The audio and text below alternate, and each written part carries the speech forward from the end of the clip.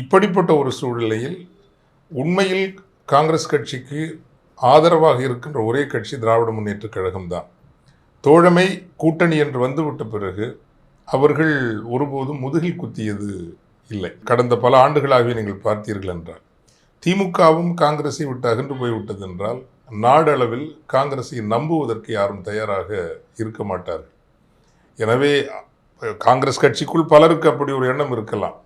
தங்கள் தொகுதியில் விஜயோடு சேர்ந்து நின்றால் தங்கள் முகத்தை காட்டிக்கொள்ளலாம், அதிகமான தொகுதியை பெற்றுக்கொள்ளலாம் என்கின்ற ஒரு எண்ணமும் விருப்பமும் இருக்கலாம்.